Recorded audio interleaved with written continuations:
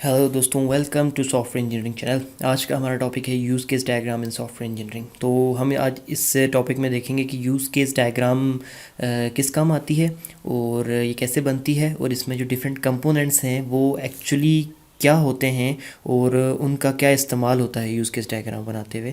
तो जब आपको ये सारी चीज़ें पता हों और कि किस लिए है डायग्राम और इसमें डिफरेंट कंपोनेंट्स को कहाँ कहाँ यूज़ करना है, तो आप किसी भी सिस्टम को जो है यूज़ केस डायग्राम के थ्रू मॉडल कर सकते हैं, आसानी से मॉडल कर सकते हैं। तो आज इस वीडियो को आप देखें और देखने के बाद आपको कुछ चीज़ें जो क्लियर हो जाएंगी वो मैं स्टार्ट में बता देता हूँ। यूज़ केस डायग्राम होती क्या है, किस लिए इस्तेमाल होती है, यूज़ केस डायग्राम के अंदर डिफरेंट मैन एलिमेंट्स क्या होते हैं आपको वो भी पता चल जाएगा, और उनको किस तरीके से इस्तेमाल करना है आपको ये भी पता चल जाएगा। और एट दी एंड हम एक प्रैक्टिकल एग्जांपल भी देखेंगे यूज़ केस डायग्राम की। तो ये सारी चीज़ें जब आपको पता चल जाएंगी तो आपके सामने कोई भी जब सिस्टम रख दिया जाए तो आप उसको मॉडल कर सकते हैं। Okay, so let's start. अब हम चलते हैं आपके टॉपिक की तरफ। यूज़ केस डायग्राम क्या होती है, जो मेन डेफिनेशंस हैं नेट पे भी गूगल करने पे आपको मिल जाती हैं। अगर आप what is use case diagram लिख के सर्च करें तो वो सारी आपके सामने स्लाइड पे मौजूद हैं। वो मैं इस वक्त पढ़ूंगा नहीं, मैं आप खुद देख लें काइंडली स्लाइड्स के ऊपर। लेकिन मैं आपको थोड़ा सा बेसिक अपनी एक कहते हैं ना एक सिंपल लैंग्वेज में बता देता हूँ कि ये यूज़ केस डायग्राम क्या होती है। आपका कोई भी सिस्टम है, उसका कोई यूज़र होगा ना, तो सिस्टम के अंदर डिफरेंट फीचर्स भी होंगे।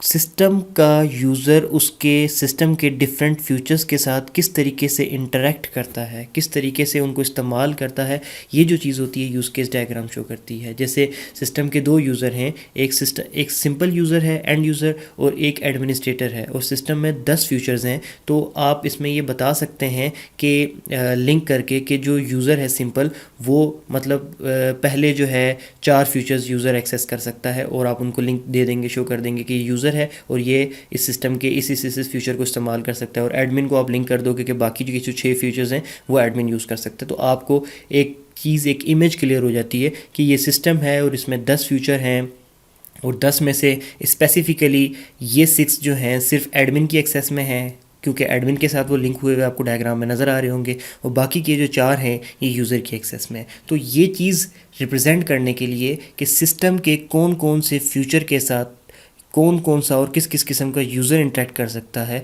ये चीज़ रिप्रेजेंट करने के लिए हम यूज़ केस डायग्राम इस्तेमाल करते हैं। सिंपल वर्ड्स में आपको बता दिया, सो टाइम ज़ाया किए बगैर आगे चलते हैं।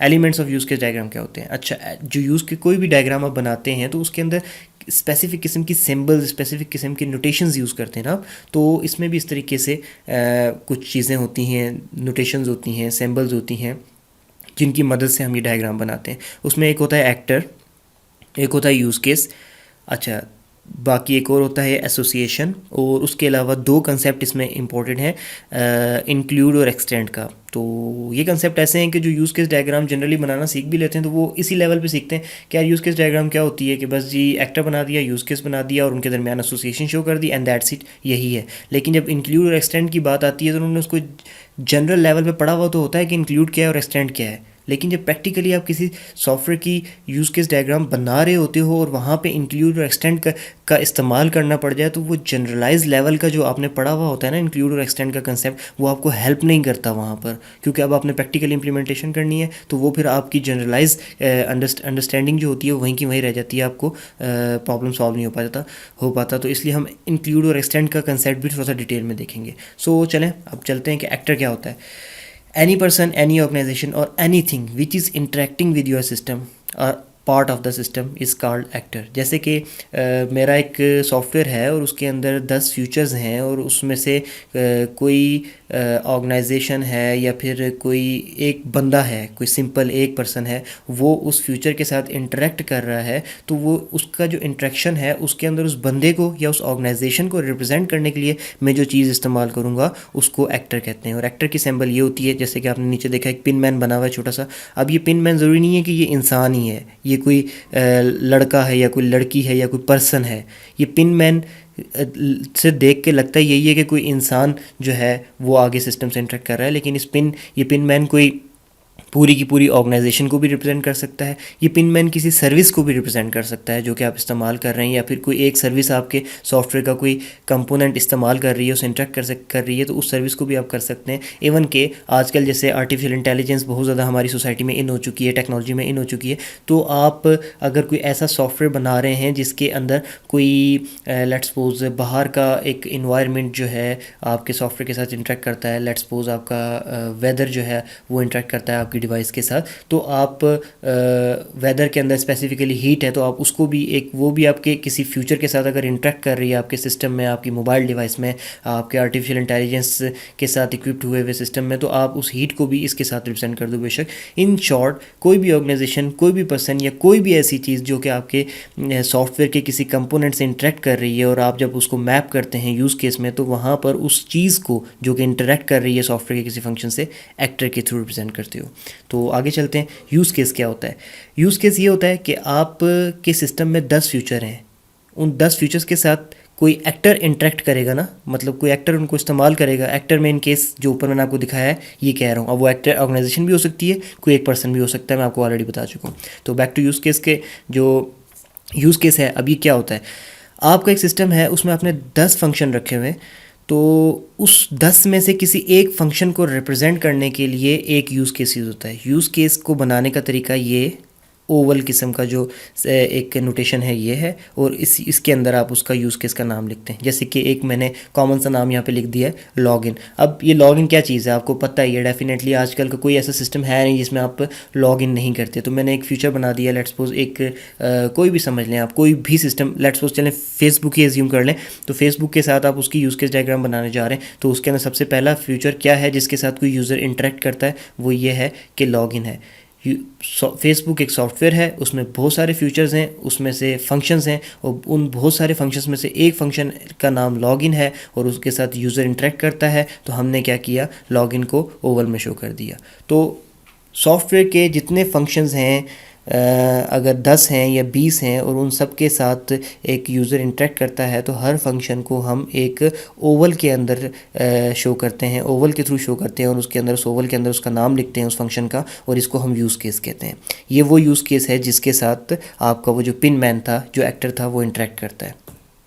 अभी तक आपको चीज़ें क्लियर नहीं हो रही होंगी थोड़ी सी, अभी आपको मैं जस्ट चीज़ों की एक बता रहा हूँ कि पिन मैन क्या है, एक्टर क्या है, और यूज़ केस क्या है। तो अभी आपके माइंड में इनकी डेफिनेशंस तो आती जा रही हैं, इनके कंसेप्ट तो आते जा रहे हैं, लेकिन अभी आपके माइंड में सब कुछ ऐसे होगा कि यार है क्या, ये होगा कैसे, बनेगा कैसे। अभी आगे जब जैसे हम जाएंगे और इन चीज़ों को हम प्रैक्टिकल इंप्लीमेंट होता हुआ देखेंगे, तो यही डेफिनेशन जो अभी मैं आपको बता रहा हूँ, यही चीज़ें आपको आगे जाके प्रैक्टिकली सब कुछ क्लियर कर देंगी। तो नेक्स्ट आपको मैंने बताया कि एक्टर होता है, और वो इंटरेक्ट करता है किससे, यूज़ केस से। एक्टर को रिप्रेजेंट करते हैं पिनमैन से, यूज़ केस को रिप्रेजेंट करते हैं ओवल से। अब इन दोनों के इंटरेक्शन को लिंक करने के लिए, इन दोनों के इंटरेक्शन को रिप्रेजेंट करने के लिए हम जो यूज़ करते हैं कोई चीज़, उसको एसोसिएशन कहते हैं। एसोसिएशन क्या होता है? एक सीधी सी लाइन, मतलब एक्टर बनाया आपने फिर एक यूज़ केस बनाया लॉगिन के नाम से, और आपने क्या किया, एक्टर के पास से सीधी एक लाइन खींच के यूज़ केस के साथ कनेक्ट कर दी लॉगिन वाले। तो अब इसका क्या मतलब है कि ये एक एक्टर है और लॉगिन के यूज़ केस से जो है इंटरेक्ट कर रहा है। सिंपल सा कंसेप्ट है, कोई ऐसी इसमें रॉकेट साइंस नहीं है। नेक्स्ट चलते हैं।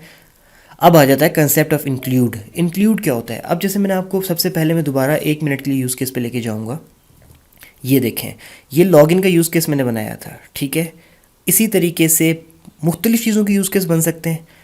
कुछ यूज़ केस ऐसे होते हैं कि उनके अंदर, मतलब एक सॉफ्टवेयर है, उसमें हमने 2 यूज़ केसेस बनाए जो कि डिफरेंट, उस सॉफ्टवेयर के डिफरेंट फंक्शंस को रिप्रेजेंट कर रहे थे। यहाँ तक आपको आई थिंक क्लियर हो जाना चाहिए। अब जब हमने उन यूज़ केसेस को गौर से देखा, तो हमें पता चला कि उन दोनों यूज़ केसेस के अंदर एक फर्दर फ्यूचर और था जिसको यूज़र इस्तेमाल करेगा, ठीक है। हमें ये भी पता चल गया कि यार ये यूज़ केस तो हमने बना दिया, लेकिन इसके अंदर एक और फ्यूचर है, और उसके साथ भी इंडिविजुअली जाके यूज़र इंटरेक्ट करता है। तो जब ये चीज़ देखी, तो फिर हमने दूसरे यूज़ केस पे गए, तो वहाँ पर देखा कि वही एग्जैक्टली वही चीज़ वहाँ पर भी मौजूद है। मीन्स के 2 यूज़ केसेस के अंदर एक फ्यूचर कोई कॉमन था, ठीक है। तो वो उन 2 यूज़ केसेस के अंदर जो एक फ्यूचर कॉमन था, हम उसको निकाल कर तो एक अलग से एक नया यूज़ केस बना लेंगे, और यूज़र जो है या एक्टर जो है वो उसके साथ भी डायरेक्ट इंटरेक्ट कर सकता है। यही चीज़ यहाँ पे दिखाई गई है। देखें, यूज़ केस ए था और उसी के नीचे यूज़ केस बी था। लेकिन इन दोनों में कोई एक फंक्शनैलिटी थी जो कि कॉमन थी, जिसका नाम हमने यूज़ केस सी रखा। तो हमने यूज़ केस ए और यूज़ केस बी से इस फंक्शनैलिटी को बाहर निकाल लिया और एक अलग यूज़ केस बना लिया यूज़ केस सी का नाम का। अब यूज़र जो है ए से भी इंटरेक्ट कर सकता है, बी से भी इंटरेक्ट कर सकता है और सी से इंडिविजुअली कर सकता है अलग से।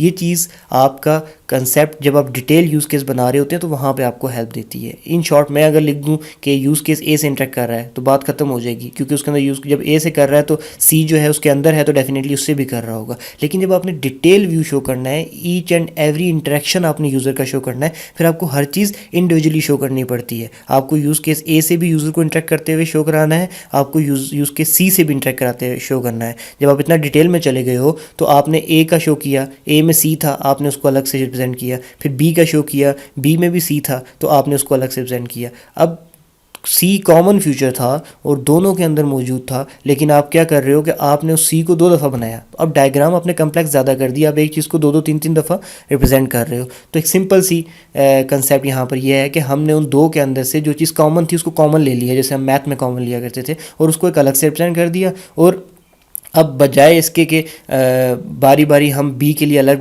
सी का यूज़ केस बनाते और ए के लिए अलग बनाते, हमने कॉमन शो कर दिया। अब जब भी यूज़र ने इस कॉमन फंक्शनलिटी से इंटरेक्ट करना होगा तो डायरेक्ट हम उसको यूज़ केस सी पे मैप कर देंगे। सिंपल सा कंसेप्ट है ये इंक्लूड का। अब मैं आपको इसके एक प्रैक्टिकल एग्जांपल दिखा देता हूँ और चीज़ क्लियर हो जाएगी आपको।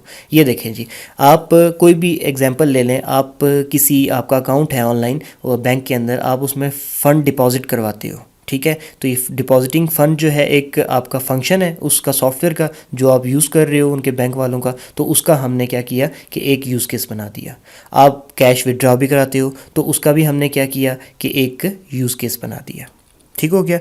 अब डिपॉजिट फ़ंड और विदड्रॉ फ़ंड में एक फ्यूचर शायद आपको अगर आप गौर करें तो कॉमन है कि दोनों के लिए पहले आपको अथेंटिकेशन करनी पड़ती है। अगर आप पैसे निकाल रहे हो तो तब भी आपको अथेंटिकेट होना पड़ता है सिस्टम पे, अगर आप पैसे डाल रहे हो तो तब भी आपको अथेंटिकेट होना पड़ता है। दोनों के अंदर ये फ्यूचर कॉमन है। अब ये कस्टमर अथेंटिकेशन डिपॉजिट फ़ंड का भी हिस्सा है और कस्टमर अथेंटिकेशन विदड्रॉ का भी। ये दोनों का कॉमन फीचर था, हमने इसको निकाल के एक अलग फीचर बना दिया। और इसको अलग फीचर बनाने के बाद डॉटेड एरो लाइन से जो है इसकी तरफ 2 एरो लगा दिए। और ये 2 एरो किधर से आ रहे हैं, एक डिपॉजिट फंड से, एक विड्रॉ फंड से, और दोनों एरोज़ के ऊपर इंक्लूड लिखा हुआ है एंगल ब्रैकेट्स के अंदर। अब ये एरोस क्या रिप्रेजेंट कर रहे हैं, ये एरो ये रिप्रेजेंट कर रहे हैं कि डिपॉजिट फंड और विड्रॉ फंड का ये कॉमन फ्यूचर था, कौन सा, कस्टमर अथेंटिकेशन। इसलिए इन दोनों की तरफ से एक डॉटेड एरो इस तरफ आ रहा है कि ये इसका भी फ्यूचर है और ये इसका भी फ्यूचर है, ये इंक्लूड है, इसमें भी शामिल है और इसमें भी शामिल है। तो सिंपल सा कंसेप्ट है और ये कोई ऐसी बहुत बड़ी बात नहीं है। आई थिंक आपको ये समझ आ चुका होगा। ओके, नेक्स्ट चलते हैं। अब आगे आ जाता है एक्सटेंट। एक्सटेंड क्या होता है? एक्सटेंड को मैं डायग्राम से रिप्रेजेंट करने से बेहतर है कि मैंने सोचा कि आपको ये डायरेक्ट ही समझा दूँ। किसी भी आप वेबसाइट पे आजकल जाते हो, सोशल नेटवर्किंग साइट पे जाते हो, ट्विटर पे जाते हो, फेसबुक पे जाते हो, कहीं पे भी जाते हो तो आपको पहले रजिस्टर होना पड़ता है। अब ये चीज़ इतनी कॉमन हो चुकी है कि मेरे ख्याल में जो भी कंप्यूटर यूज़ करता है या फिर इंटरनेट वगैरह यूज़ करता है उसको पता है कि मैंने किसी वेबसाइट पे जाकर रजिस्टर कैसे होना है। एक फॉर्म आएगा, उसमें फर्स्ट नेम लिखना है, फुल नेम लिखना है, आईडी लिखनी है, पासवर्ड लिखना है, पासवर्ड को रीटाइप करना है and that's it, sign up पे क्लिक कर देना। इसमें किसी किस्म की कोई मतलब कन्फ्यूजन रही नहीं है। तो ये रजिस्ट्रेशन का जो कंसेप्ट है ये कंप्लीट कंसेप्ट है, ठीक है। इसको हमने क्या किया, यूज़ केस रजिस्ट्रेशन के थ्रू रिप्रेजेंट कर दिया कि कोई न्यू यूज़र है तो उसको डायरेक्ट इसके साथ हम इंटरेक्ट करवाएंगे। तो सिंपल सी बात है, क्लियर हो चुका। लेकिन अगर कहीं कोई इस जगह पर भी कंफ्यूज हो रहा है और उसको हेल्प चाहिए तो हम यहाँ पर एक्सटेंड लगाकर एक और फ्यूचर डाल देंगे, एक और यूज़ केस लगा देंगे, गेट हेल्प। मीन्स कि जैसे अक्सर आपने देखा है कि कोई एक लिखा होता है, कोई एक छोटी सी स्टेटमेंट लिखी होती है और उसके आगे आपके सामने टेक्स्ट बॉक्स लिखा होता है जिसमें आपने उस स्टेटमेंट के थ्रू जो है जवाब देना होता है उसको समझ के।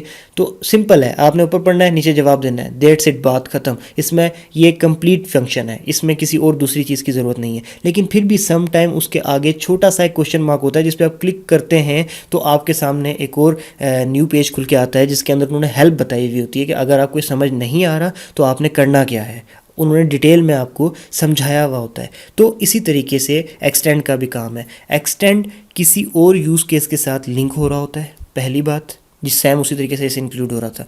लेकिन एक्सटेंड में होता क्या है कि कोई भी एक यूज़ केस खुद से एक पूरा यूज़ केस होता है, लेकिन उसमें कोई एडिशनल फीचर्स आपने प्रोवाइड करने हो, ऐसे फीचर कि जिनको अगर आप चाहें या अगर आपको ज़रूरत हो तो आप इस्तेमाल करें, अगर आपको ज़रूरत नहीं पड़ती तो आप ना इस्तेमाल करें। कोई ऐसे फीचर चाहिए हो तो उनको हम एक्सटेंड्स करके लगा देते हैं, और एक्सटेंड करके लगाने का तरीका वही होता है डॉटेड एरो और उसके ऊपर डबल एंगल ब्रैकेट में एक्सटेंड लिख देते हैं। लेकिन इसमें एरो का हेड उस चीज़ की तरफ या उस यूज़ केस की तरफ होता है जिसको आप एक्सटेंड कर रहे होते हैं, क्योंकि रजिस्ट्रेशन फुल एक कंसेप्ट था, इसमें किसी और चीज़ की ज़रूरत नहीं थी, तो हमने इसको यूज़ केस के साथ रिप्रेजेंट कर दिया। अगर आप चाहें तो रजिस्ट्रेशन कर सकते हैं सिंपली, कोई ऐसा मसला नहीं है, ठीक है। लेकिन आपने क्या किया कि उसके साथ एक्सटेंड्स करके आगे गेट हेल्प ऑन रजिस्ट्रेशन भी लगा दिया। अब अगर आपको ज़रूरत पड़ती है तो आप उसको इस्तेमाल कर लोगे, हेल्प ले लोगे, ये एक एक्सटेंशन है। अगर आपको ज़रूरत नहीं पड़ती तो ना भी करो, कोई ऐसी टेंशन नहीं है। तो ये एक्सटेंशन किस चीज़ की है? रजिस्ट्रेशन की है, तो इसलिए हमने रजिस्ट्रेशन की तरफ एरो लगाया।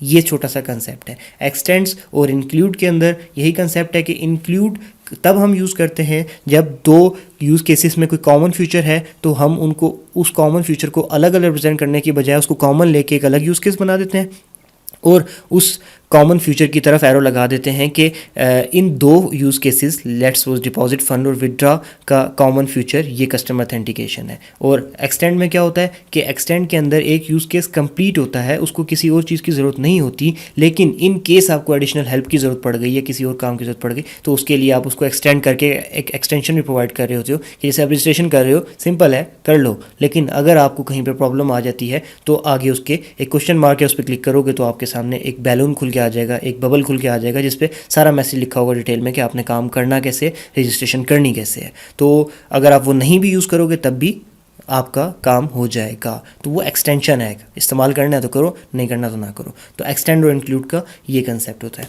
सो ये एक प्रैक्टिकल यूज़ केस डायग्राम आ गई ऑनलाइन शॉपिंग सिस्टम की। अब मेरे ख्याल में इसमें आपको समझने में कोई ऐसा मसला नहीं होगा। पहली बात कि ये जो एक हमने एक रेक्टेंगल सा बनाया हुआ है बड़ा सा टावर टाइप का, इसको हम बाउंड्री कहते हैं। बाउंड्री के अंदर हम सारे यूज़ केसेस यानी कि किसी सिस्टम के, किसी सॉफ्टवेयर के फंक्शंस को हम रिप्रेजेंट करते हैं। ऊपर हमने हेडिंग दी ऑनलाइन शॉपिंग सिस्टम, ये किसी शॉपिंग सिस्टम का जो है यूज़ केस है। अब इसके अंदर हम एक शॉपिंग सिस्टम में हमारे पास क्या फंक्शन होते हैं, हम आइटम्स देख सकते हैं, तो व्यू आइटम का बना दिया एक फीचर, ठीक है। उसके अलावा क्या होता है, हम उनको परचेज़ कर सकते हैं, तो उसके अंदर जो है हमने एक परचेज़ का फीचर, एक फीचर जो था उसको यूज़ केस में प्रेजेंट कर दिया। हम चेकआउट को कंप्लीट कर सकते हैं, उसके अंदर हमने क्या किया, वो भी एक फीचर है, तो उसको भी हमने क्या किया कि जनाब यूज़ केस से प्रेजेंट कर दिया। एक फंक्शन था, लॉगिन भी एक फंक्शन है, एक फीचर है, उसको भी हमने यूज़ केस से प्रेजेंट कर दिया। अब लॉगिन से कौन इंटरेक्ट करता है, कस्टमर इंटरेक्ट करता है, तो हमने ये एक पिनमैन, एक एक्टर बनाया, उसके नीचे उसका नाम लिखा कस्टमर और सीधी एक एसोसिएशन की लाइन खींच के उस लॉगिन के साथ इंटरेक्ट करवा दिया कि कस्टमर लॉगिन करेगा। अब यहाँ से इसको देख के क्लियर हो जाता है कि ऑनलाइन शॉपिंग सिस्टम है, उसमें एक कस्टमर खड़ा है, वो लॉगिन करेगा, दैट्स इट, क्लियर है, हमें यहाँ पे पता चल गया। अब उसके बाद और क्या करेगा, कस्टमर मेक परचेज़ करेगा। अब परचेज़ पे आप जाओगे तो आंखें बंद करके तो कुछ परचेज़ करोगे नहीं, आप आइटम देखोगे भी, ठीक है। तो परचेज़ करने का हिस्सा है आइटम देखना, पार्ट है परचेज़, कोई भी चीज़ परचेज़ करने का एक पार्ट ये भी है कि आप उस चीज़ को देखते हो। तो इस मेक परचेज़ के साथ हमने इंक्लूड करके व्यू आइटम का वो भी निकाला हुआ है, ठीक है। और इसी तरीके से ये देखें नीचे आप कंप्लीट चेकआउट का भी हमने निकाला हुआ है, क्योंकि जब परचेज़ करोगे तो चेकआउट तो करोगे ही करोगे, तो ये भी उसका फ्यूचर जो है वो हो रहा है, अपना क्या कह सकते हैं, आपके निकल रहा है उसके अंदर से। तो ये चीज़ें जो इंक्लूड हैं एक दूसरे के अंदर कॉमन आ रही हैं, तो उसके अंदर हम उसका इंक्लूड यूज़ कर रहे हैं। इसी तरीके से अब ये देखें, मैंने आपको बताया था कि ज़रूरी नहीं कि कोई इंसान ही होगा जो कि इंटरेक्ट करेगा, कोई सर्विस भी हो सकती है। ये देखें ऊपर लिखा हुआ है, अगर आप यहाँ पर आएँ सर्विस और ऑथेंटिकेशन, आपको ऑथेंटिकेट करवाएंगे ना, जब आप यूज़र से लॉगिन करेगा तो उसकी ऑथेंटिकेशन चेक तो होगी कि इसने ऐसी यूज़र नेम और आईडी पासवर्ड लिख के लॉगिन कर लिया या फिर वैलिड आईडी पासवर्ड है। तो ये जैसे ही वो लॉगिन पे क्लिक करेगा तो ये एरो सीधा ऑथेंटिकेशन पे जा रहा है। ये सर्विस जो है इस लॉगिन के साथ इंटरेक्ट इस तरफ से करेगी और कस्टमर उस तरफ से, कस्टमर यूज़र नेम पासवर्ड देगा और दूसरी तरफ से ऑथेंटिकेशन सर्विस उसको चेक कर लेगी लॉगिन को। इसी तरीके से आइडेंटिटी प्रोवाइडर है, फिर इसी तरीके से क्रेडिट पेमेंट सर्विस है, इसी तरीके से पेपाल है सॉरी, जिसके थ्रू आपकी पेमेंट्स वगैरह चल रही होती हैं, जो आप पेमेंट ऑनलाइन करते हैं। तो ये सारी चीज़ें इस तरीके से मैप हो रही होती हैं। अब आपको बेसिक कंसेप्ट इसका क्लियर हो चुका होगा और आई थिंक अगर आप चाहें तो अब आप किसी भी सिस्टम की यूज़ केस डायग्राम बना सकते हैं। और एक चीज़, एक मैं मोस्ट इम्पॉर्टेंट थिंग जो मैं आपको बता दूं कि सिस्टम के साथ, किसी भी सॉफ्टवेयर के साथ इंटरेक्ट करने वाले दो किस्म के यूज़र हुआ करते हैं अमूमन, ठीक है। एक यूज़र्स वो होते हैं जो कि बाहर से आके इंटरेक्ट करते हैं। लेट्स सपोज आप जाते हैं amazon.com पे या फिर ebay.com पे, तो आप जो है आप बाहर से आने वाले यूज़र हैं, आप कस्टमर हैं। तो जो भी किसी सिस्टम के कस्टमर्स होंगे वो आप हमेशा इस यूज़ केस की लेफ़्ट साइड पे लिखोगे। जो कि बाहर से आने वाले यूज़र हैं, कस्टमर हो गया, गेस्ट हो गया, या फिर सिंपल यूज़र जो भी हैं इस किस्म के लोग, वो हमेशा यूज़ केस के लेफ़्ट साइड पे आते हैं। और जो उस सॉफ्टवेयर का स्टाफ है, जो सॉफ्टवेयर की मैनेजमेंट ग्रुप है, जो सॉफ्टवेयर की सर्विसेज हैं, जो सॉफ्टवेयर के एडमिन्स हैं, वो हमेशा राइट साइड पे आएंगे यूज़ केस के। जैसे कि आप यहाँ पर देख रहे हो, अथेंटिकेशन सर्विसेज, आइडेंटिटी प्रोवाइडर और क्रेडिट पेमेंट सर्विस, पेपाल, ये सारी की सारी सर्विसेज हैं या फिर इसके एडमिनिस्ट्रेशन हैं। तो ये हमेशा आप राइट साइड पे लिखोगे। ये दो चीज़ें आपने लाजमी याद रखनी है। और आई थिंक सो कि अब आपको कंसेप्ट क्लियर हो चुका होगा। और ये यूज़ केस डायग्राम्स जो है, आपको इसका ये जो कंसेप्ट मैंने आपको समझाया है, स्टूडेंट्स स्पेशली जो फाइनल ईयर प्रोजेक्ट के स्टूडेंट्स हैं उनको इस चीज़ से बहुत ज़्यादा हेल्प मिलेगी। और हम कोशिश ये करेंगे कि स्लोली हम UML की मोस्ट इंपॉर्टेंट किस्म की जो भी डायग्राम्स हैं जो किसी भी सॉफ्टवेयर डेवलपमेंट में एक इंपॉर्टेंट रोल प्ले करती हैं, हम उनको कवर करें। तो आज का लेक्चर हम यहीं पे ख़त्म करते हैं। आई होप सो कि आपकी चीज़ें समझ आ गई होंगी। इन केस अगर आपको किसी चीज़ पे कन्फ्यूजन है तो प्लीज़ इस वीडियो के कमेंट सेक्शन में आप हमसे उस बारे में क्वेश्चन करें। हम आपको पूरी कोशिश करेंगे कि जवाब दें। और क्योंकि हम भी इंसान हैं, गलती हमसे भी हो सकती है। किसी जगह पर अगर आपको किसी लेक्चर के अंदर कोई मिस्टेक नज़र आती है तो काइंडली उसको पॉइंट आउट कर दिया करें। थैंक यू वेरी मच देखने के लिए। चैनल को सब्सक्राइब कर लें और इन वीडियोज़ को आगे शेयर करें ताकि ज़्यादा से ज़्यादा लोग सीख सकें। Thank you very much.